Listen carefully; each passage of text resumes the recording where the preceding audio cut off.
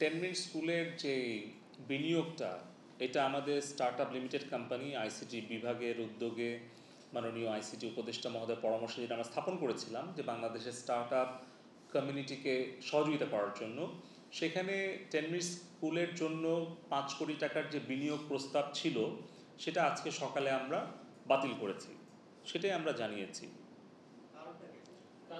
কারণটা আমরা প্রথমত হচ্ছে যে আমাদের যেহেতু এটা একটা বিনিয়োগকারী প্রতিষ্ঠান, আমাদের কিছু নন ডিসক্লোজার এগ্রিমেন্ট থাকে।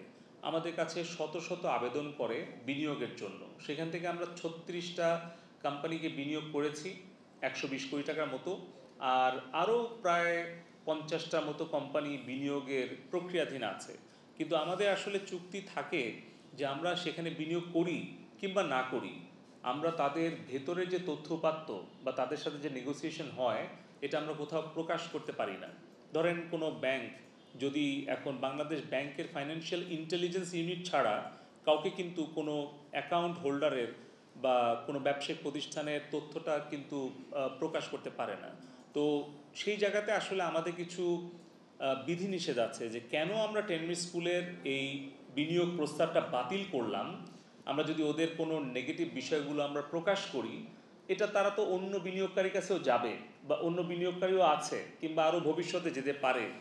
তাহলে সেটা আমাদের যদি তাদের কেন দিলাম না সেই কারণটা যদি আমি প্রকাশ্যে বলি কিংবা আমরা প্রকাশ করি, এটা আসলে আমাদের নৈতিকভাবে এটা আসলে এই চুক্তির বরখেলাপ হয়ে যায়।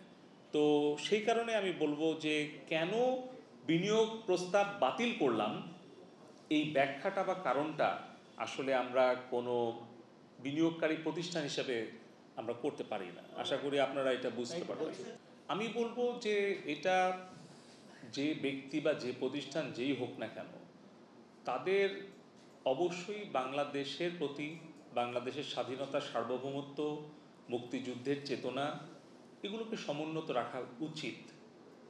কেউ সফল উদ্যোক্তা হতে পারে, কেউ সফল শিল্পী হতে পারে, সাংবাদিক হতে পারে, আইনজীবী হতে পারে, রাজনৈতিক মতাদর্শ ভিন্ন ভিন্ন হতে পারে, কিন্তু বাংলাদেশ, মুক্তিযুদ্ধ, আমাদের বঙ্গবন্ধু জাতির পিতা, এই সকল বিষয় নিয়ে কোনো বিরোধ বা কোনো বিতর্ক থাকতে পারে না।